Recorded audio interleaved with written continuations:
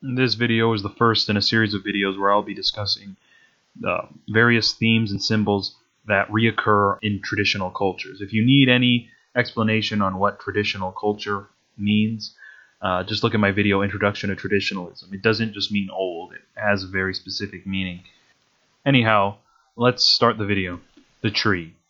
The tree is a symbol found in many traditional cultures. The tree represents the metaphysical force that spreads out. In the same way that energy goes into the roots through the trunk and spreads out to the branches and leaves, and vice versa, energy comes from the sun into the leaves, then through the branches into the trunk and out through the roots.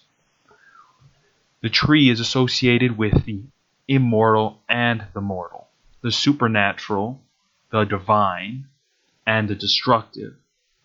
The energy from the sun that goes into the leaves and through the rest of the tree represents the supernatural, immortal, divine forces, while the dirt, the dead, the soil, the energy from the ground that goes into the roots represents the mortal, material forces. We see in many traditional cultures the world tree.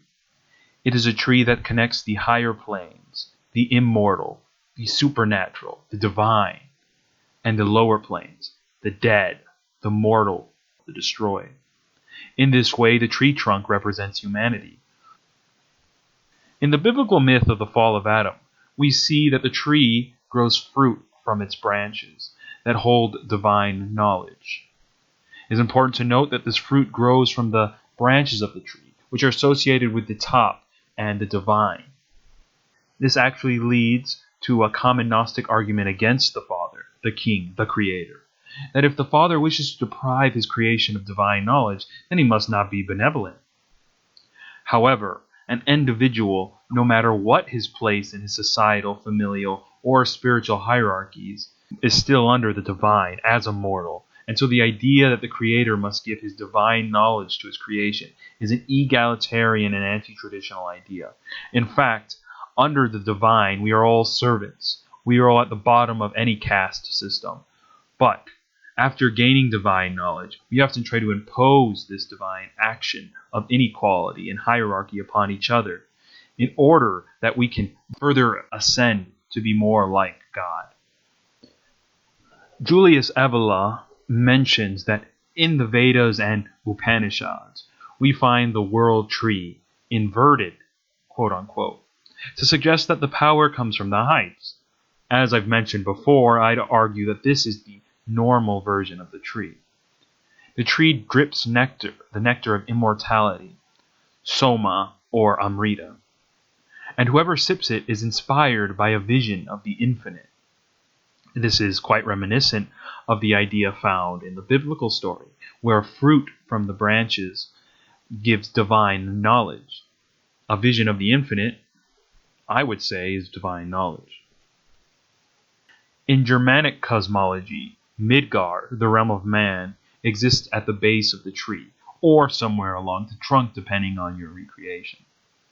Hell, the home of the dead and evil, and the realms of both ice and fire, exist below Midgard.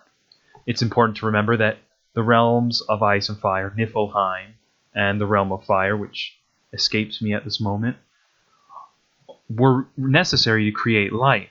They were necessary to create the trunk that humanity exists in. And not only that, but these two realms, they are void of human life, of our kind of life. They are places where man could not live. Instead, man lives in the trunk. Asgard, the home of the transcendent gods, is in the leaves or above, once again depending on the reconstruction. As we see here, the material world is where humans can survive, in the trunk, between the divine, the immortal, and the purely mortal and destructive underneath. The Mayan cosmology as well had a world tree, as did most Mesoamerican traditional cultures. The truth to be found in the symbol of the tree is that man himself is connected to the mortal and immortal. Man lives in the trunk. Our world is the tree trunk. We gain energy from the divine and the destructive, the mortal and immortal. We live in the material world, The word material itself comes from materia, a Latin word, which in vulgar Latin actually became the word for wood in many Romance languages, such as in Spanish the word madera.